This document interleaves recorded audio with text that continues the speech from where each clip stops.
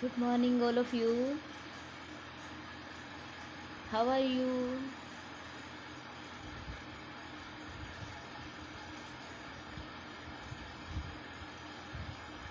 Today we will start classification of the business banking functions. Classification on the basis of functions. क्या है ये? Different types हैं जिसके base पर हम कह सकते हैं कि बैंक के को डिवाइड किया गया, क्लासीफाई किया गया है फंक्शन के बेस पर। जो काम बैंक के द्वारा किए जा रहे हैं उसके बेस पर जो है डिफरेंट बैंक बनाए गए हैं। जैसे कमर्शियल बैंक जो होते हैं वो क्या करते हैं, शॉर्ट टर्म के लोन मैन्युफैक्चरर को प्रोवाइड करते हैं, जनरल पब्लिक से डिपॉजिट लेते हैं और जो लेज़र इंटरेस्ट पर डिपॉजिट्स के ऊपर लेज़र इंटरेस्ट पे करते हैं और हायर इंटरेस्ट जो है वो जो लैंड करते हैं जिसको वो मनी उनसे हायर इंटरेस्ट जो है वो रिसीव करते हैं। तो ये फंक्शन जो होता है वो कमर्शियल बैंक का होता है।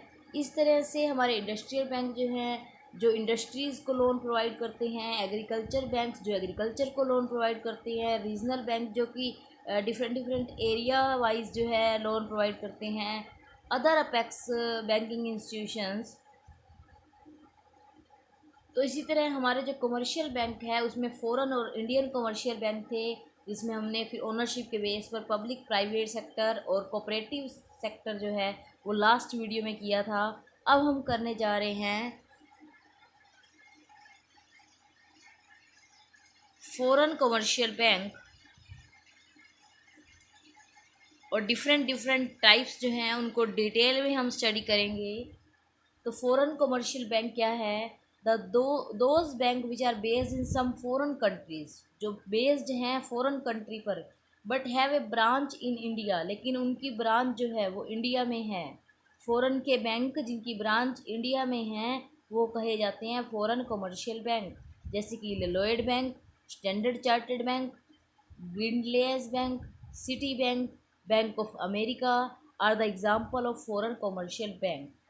ये बैंक क्या करेंगे? फॉरेन के एक्सचेंज की फैसिलिटी जो है वो प्रोवाइड करते हैं। सेकेंड हमारा पॉइंट आता है Indian commercial bank. Indian commercial bank क्या है? Those bank which are based in India are called the Indian commercial bank. जो इंडिया के हैं और वहीं पर हैं तो वो क्या है हमारे इंडियन कमर्शियल बैंक, जैसे कि पीएनबी, एसबीआई। तो इंडियन कमर्शियल बैंक में आपने ओनरशिप के बेस पर जो थ्री पढ़े हैं, public sector bank, private sector bank और कोऑपरेटिव बैंक, तो वही इसके अंदर आएंगे।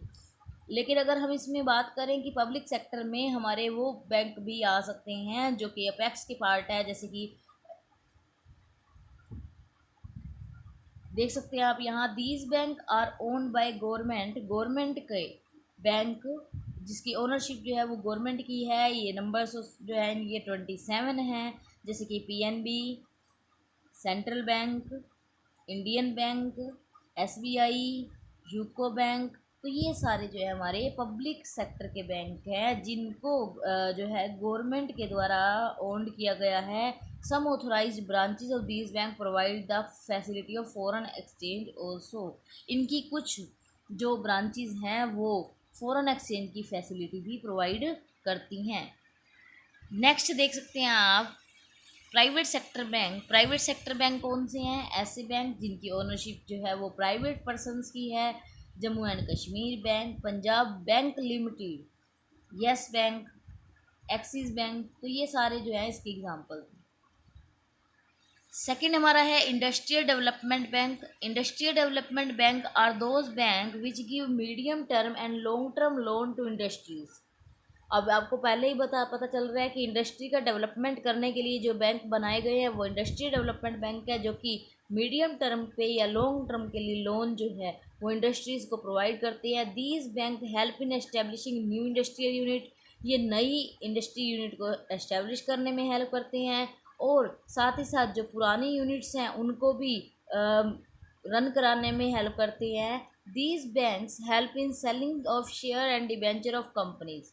ये उनके शेयर्स और डिवेंचर को सेल करने में भी हेल्प करते हैं और ख़ुद भी उनके शेयर्स और उसको परचेज़ कर लेते हैं। और साथ ही साथ ये अंडर राइटिंग की कम जॉब भी परफॉर्म करते हैं। मींस अंडर राइटिंग का काम होता है कि सेल परचेज़ कराना और बीच में कमीशन लेना, तो बैंक जो है वो काम भी कर देते हैं। They usually provide loan for purchasing land, plant and machinery etcetera. In India these bank R B classified into two categories. तो हम यहाँ पर देख सकते हैं कि ये बैंक जो है स्टार्टिंग में अगर लैंड परचेज़ करनी है या मशीनरीज परचेज़ करनी है या वैसे बीच में भी आपको जो परचेज़ करनी है, तो ये उसके लिए भी आपको लोन प्रोवाइड करते हैं। और इसके बाद इसकी दो कैटेगरी हैं, आप देख सकते हैं, एक है नेशनल लेवल पर और दूसरी है स्टेट लेवल पर। नेशनल लेवल पर जो इंडस्ट्रीज़ काम कर रही हैं ये उनको प्रोवाइड करते हैं लोन, जैसे कि आईडीबीआई जो कि नेशनल लेवल के बैंक हैं, ये पूरे इंडिया में हैं। सिडबी, इफ्की, आईसीआईसीआई। तो industrial development of bank of India, the small industry development bank of India, the industry financial corporation of India. तो ये इनके डिफरेंट डिफरेंट नेम्स हैं जिनकी फुल फॉर्म ये है। स्टेट लेवल के बैंक एसएफसी जो कि स्टेट लेवल पर लोन प्रोवाइड करते हैं, और स्टेट इंडिया डेवलपमेंट कॉरपोरेशन। इसके बाद टर्न आती है एग्रीकल्चर बैंक्स की। तो एग्रीकल्चर बैंक कौन से होते हैं? ऐसे बैंक जो कि एग्रीकल्चर के लिए लोन प्रोवाइड करते हैं। एग्रीकल्चर के लिए मतलब एग्रीकल्चर वर्क के लिए। तो agriculture bank are those bank which provide loan primarily for agriculture work. In agriculture short term loan are required for purchasing seeds. अब एग्रीकल्चर में किस चीज़ के लिए लोन चाहिए? कुछ ट्रैक्टर खरीदने के लिए, या लोन को लैंड को खरीदने के लिए, या फिर सीड्स के परचेज करने के लिए, फर्टिलाइज़र के लिए। तो बैंक जो है डिफरेंट डिफरेंट टाइप्स के लोन जो है इनको प्रोवाइड कर देता है। ये किस तरीके से प्रोवाइड करता है? कोऑपरेटिव बैंक्स के थ्रू, जिसमें हमारे आते हैं, और एक है लैंड डेवलपमेंट बैंक के थ्रू। कोऑपरेटिव बैंक क्या है? जो कि शॉर्ट टर्म के लोन एग्रीकल्चर सेक्टर को प्रोवाइड करते हैं। ये बैंक जो है हमारे कमर्शियल बैंक की तरह ही काम करते हैं, but their structure and ownership pattern are different from the that of commercial bank. इनका स्ट्रक्चर या ओनरशिप पैटर्न जो है वो डिफरेंट होता है, जैसे कि state cooperative bank, central cooperative bank और प्राइमरी कोऑपरेटिव बैंक। ये इनके बैंकों के नेम हैं। State cooperative bank short term के लिए एग्रीकल्चर सेक्टर को लोन प्रोवाइड करते हैं। सेंट्रल कोऑपरेटिव बैंक और हमारा आता है primary cooperative bank. Primary cooperative bank क्यों कहा? क्योंकि एग्रीकल्चर जो है वो प्राइमरी एक्टिविटी मानी जाती है। तो प्राइमरी एक्टिविटी मतलब प्राइमरी सेक्टर को लोन प्रोवाइड करने के लिए इसका नेम इसी तरह रखा गया है। नेक्स्ट हमारा है लैंड डेवलपमेंट बैंक। देखो लैंड डेवलपमेंट, लैंड के डेवलपमेंट के लिए जो बैंक लोन प्रोवाइड करता है उसको हम कहेंगे लैंड की सिक्योरिटी के लिए। These bank provide long term loans. वो पीछे जो था वो हमारा क्या था? शॉर्ट टर्म का लोन था। ये हमारा जो है वो क्या है? लॉन्ग टर्म का लोन है। The main objective of these loan are to purchase tractor, land improvement, payment of old debts. तो इसके टाइप्स जो है वो क्या है? State land development bank and primary land development bank. बिल्कुल इजी नेम है, याद रखने बिल्कुल आसान है। एक स्टेट लेवल का स्टेट लैंड डेवलपमेंट कह सकते हैं, दूसरा प्राइमरी लैंड डेवलपमेंट बैंक।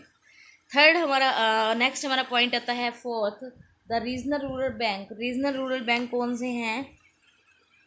ऐसे बैंक जो कि अपनी फैसिलिटीज़ रूरल एरिया में प्रोवाइड करते हैं। तो these bank were establish in 1975।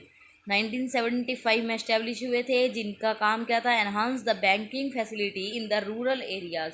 Rural areas में बैंकिंग फैसिलिटी को एनहांस करना था, बढ़ाना था। In this being bank feature of commercial and cooperative bank are found. इसके अंदर जो फीचर्स हैं वो कमर्शियल और कोऑपरेटिव बैंक्स के हैं, लेकिन स्पॉन्सर्ड जो है ये किसके द्वारा किए जाते हैं? सम कमर्शियल बैंक के द्वारा, जिसमें टोटल कैपिटल का 50% जो है वो किसके द्वारा प्रोवाइड किया जाता है? सेंट्रल गवर्नमेंट के द्वारा।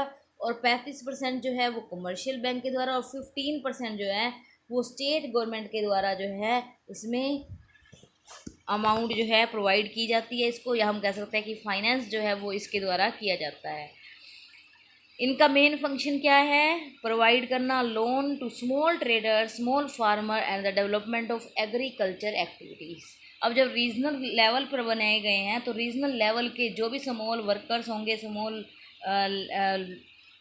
एग्रीकल्चर पर्सन होंगे या फिर फार्मर होंगे, तो ये उनको जो है लोन प्रोवाइड करते हैं। नेक्स्ट हमारा आता है other apex banking institutions. Other apex में वो सब पॉइंट्स आ जाएंगे जैसे कि CBI, central bank. In this category the other bank main bank of the country are included EXIM bank. तो आप यहाँ देख सकते हैं सेंट्रल बैंक जो कि आरबीआई,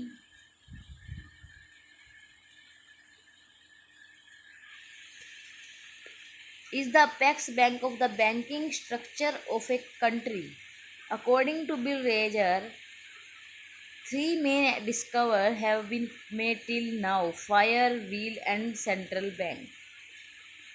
तीन जो खोजें की गई हैं जैसे कि सेंट्रल बैंक, व्हील और fire. Central bank play an important role in any country's monetary and banking system. Central bank is the most important bank of a country, जो कि मनी को प्रोड्यूस करता है, एक तरह से मॉनेटरी सिस्टम जो है जिसके द्वारा चलाया गया, बैंकिंग सिस्टम चलाया गया। तो ये जो हमारा है central bank, the main function of this bank is to maintain the economic stability of the country and reference to the under development countries. Its main function is to make possible the work of economic development.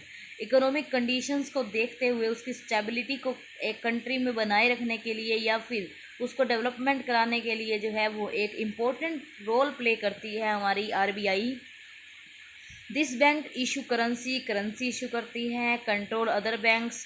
इसको father of the bank भी बोला जाता है या फिर bankers of the bank भी बोला जाता है। ये सारे बैंकों का बैंक है, मतलब कि उनका पिता है, एक तरह से उनको कंट्रोल करता है। ये एक तरह से work as a bank of the government की तरफ से जो है इस पर काम किया जाता है। This bank control the credit in a country. ये कंट्रोल करता है क्रेडिट को। आरबीआई जो है reserve bank of India in India में कहा जाता है। इसी तरह इंग्लैंड का जो सेंट्रल बैंक है उसको द बैंक ऑफ इंग्लैंड कहा जाता है और अमेरिका का जो बैंक है उसको फेडरल रिजर्व बैंक कहा जाता है। तो डिफरेंट नेम है हर जगह पर अपना, मतलब हमारे यहाँ पर जो आरबीआई है तो ऐसा नहीं है कि आरबीआई ही सारी जगह पर होगा। तो first central bank of the world was establish in Sweden. Sweden में सबसे पहला सेंट्रल बैंक एस्टेब्लिश हुआ था जो कि 1668 में। और सेंट्रल बैंकिंग सिस्टम जो है स्टार्ट हुआ था after the establishment of the bank of England in 1694। उसके बाद हमारा जो अपेक्स का बैंक है हम कह सकते हैं कि EXIM bank, export import bank. तो यहाँ देख सकते हैं आप on January 1, 1982 EXIM bank was establish to expand the foreign trade.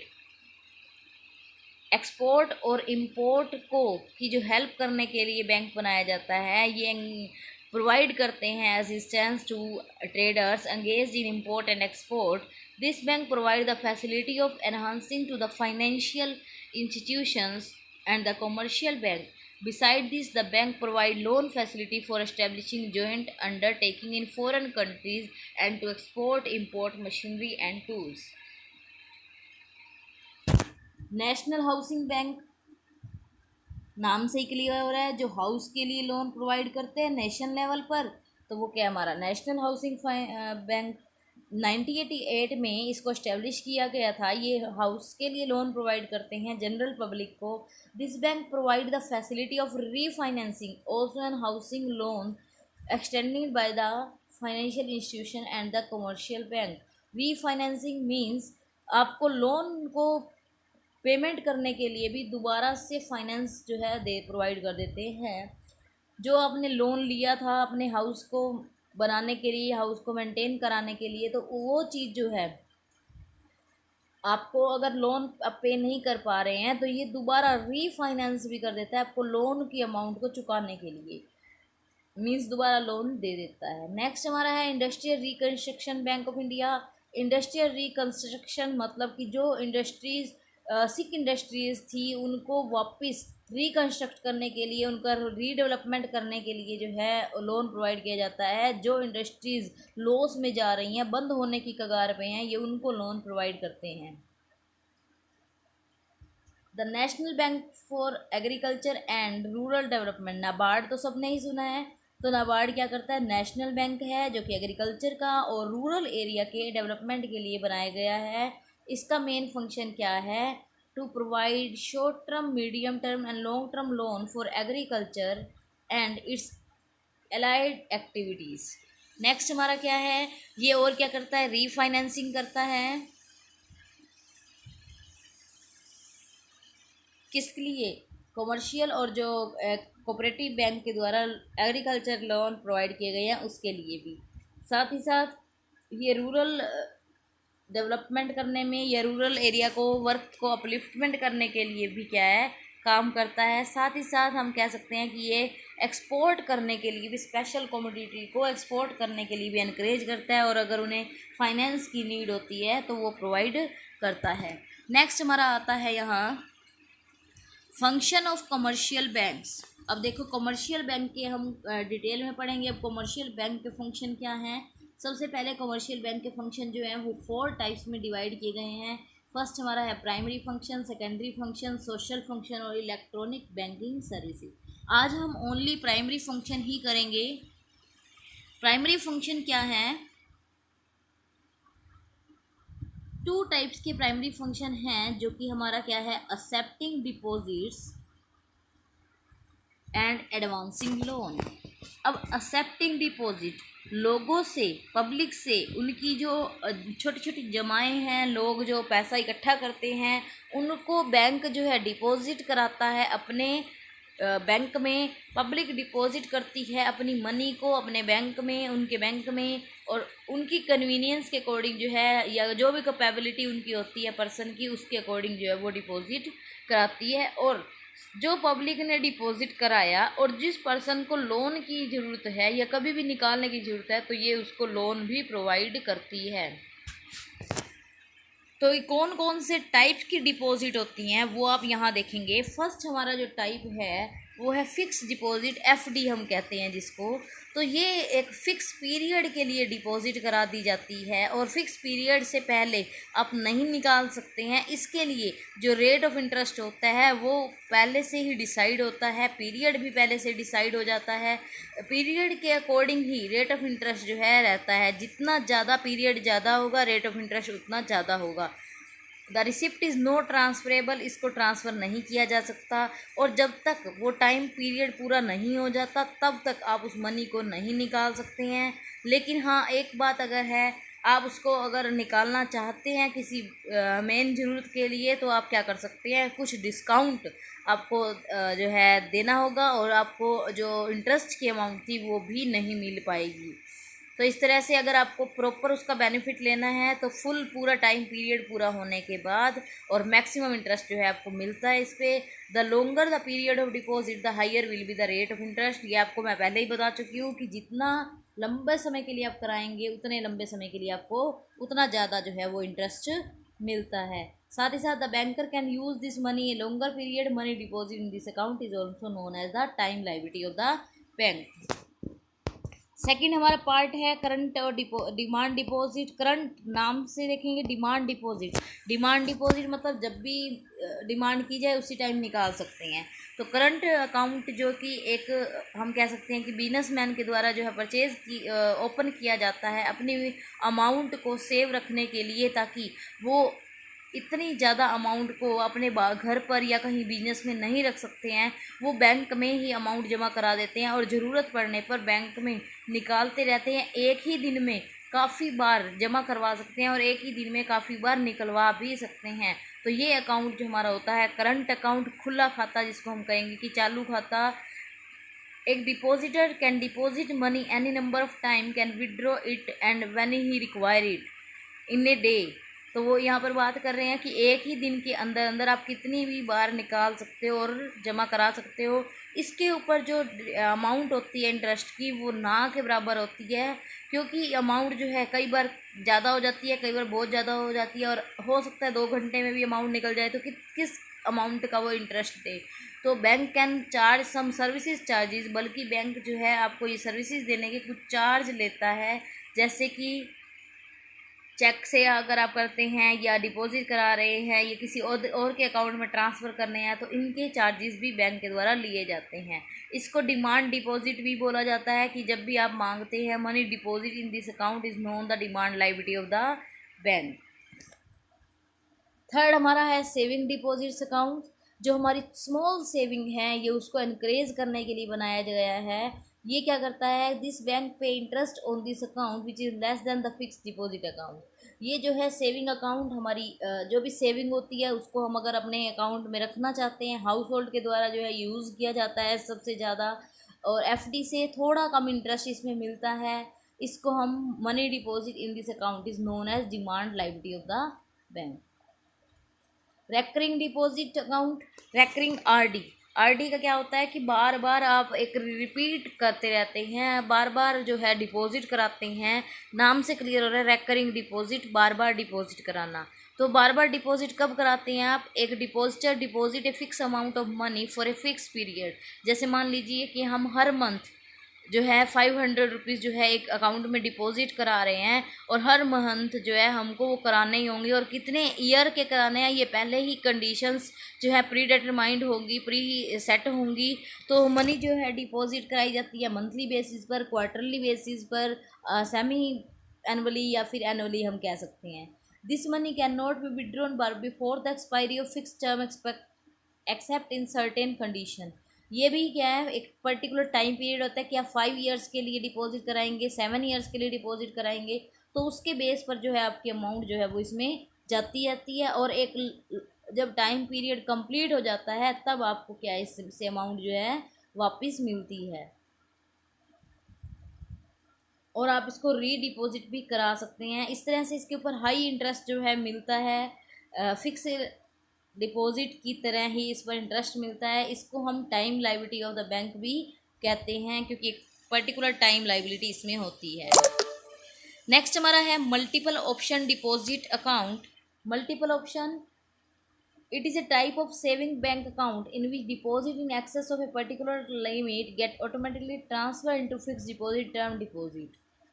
On the other hand वो यहाँ पर कहते हैं कि सेविंग बैंक अकाउंट है जिसको आप एक्सेस पर्टिकुलर लिमिट होने के बाद आप एफडी में कन्वर्ट कर देंगे, और साथ ही साथ adequate fund is not available in our saving bank account so as to honour a cheque that we have issued the required amount get automatically transfer from deposit fix deposit to the saving bank account. तो ये जो है multiple option देता है कि अगर आपकी amount होगी तो एफडी में जमा करा दिया जाएगा, अगर उससे कम चल रहा होगा तो वो सेविंग अकाउंट में से हो जाएगी। इसी तरह अगर अमाउंट जो है एफडी में रहती है तो हायर इंटरेस्ट होगा, और सेविंग में होएगा तो कम होगा, क्योंकि इसमें फैसिलिटी मिलती है, आपको बेनिफिट मिलता है पोजीशन जो है चेंज करने का। The account holder has twin benefit from this account, he can earn more interest and lower the risk of dishonouring a check.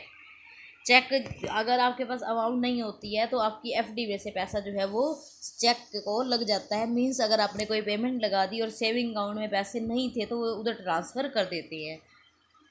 Next हमारा है क्या, एडवांसिंग लोन। ये लोन की एडवांसिंग करता है। Means another main function of a bank is to advance loan to peoples को loan advance में देता है, और जो लोगों की रिसीव करी थी उन्हें डिपॉजिट उसी को ही क्या है वो कुछ कैश अपने पास रिज़र्व रखने के बाद बाकी अमाउंट जो है वो प्रोडक्टिव वर्क के लिए या फिर लोन प्रोवाइड कर देता है पब्लिक को। इस पर क्या है वो हाई रेट ऑफ इंटरेस्ट लेता है। लोन किस तरीके से दिया जाता है, एक तो कैश क्रेडिट, एक ओवरड्राफ्ट और एक डिमांड लोन। कैश क्रेडिट कैसे है, कैश क्रेडिट जिसमें कि एक स्पेसिफाई अमाउंट जो है वो पर्सन जो है निकाल सकता है, ब्रो कर सकता है। बोरोवर जो है withdraw the money and deposit in with the specific limit only, bank charges interest only the money withdrawn. एक मनी उसके अकाउंट में जो है वो नेगेटिव बैलेंस में निकाल सकता है। इसी तरह ओवरड्राफ्ट जो है ये करंट अकाउंट के ऊपर होगा। करंट अकाउंट पर दिया जाता है, पर्सन की एक लिमिट बना दी जाती है और पर्सन क्या करता है उस लिमिट तक, मान लीजिए आपके अकाउंट में ज़ीरो बैलेंस है लेकिन आपको लिमिट है 2 लाख की, तो आप क्या करेंगे 2 लाख रुपीज़ तक अमाउंट जो है नेगेटिव बैलेंस होने पर भी, मीन्स ज़ीरो होने पर भी नेगेटिव में जाकर बैंक से लोन ले सकते हैं एक तरह से।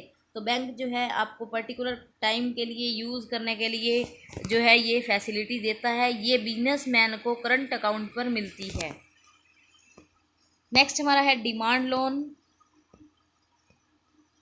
डिमांड लोन देख सकते हैं आप, नाम से क्लियर हो रहा है demand loan. These loan are provided by the bank against the security of FD. Security रखकर, गवर्नमेंट की कोई सिक्योरिटी, लाइफ इंश्योरेंस पॉलिसी रखकर आपको लोन प्रोवाइड किया जाता है। ये लोन जो है जब भी कभी भी बैंक आपसे मांग सकता है, डिमांड करेगा तो आपको पे करना पड़ेगा।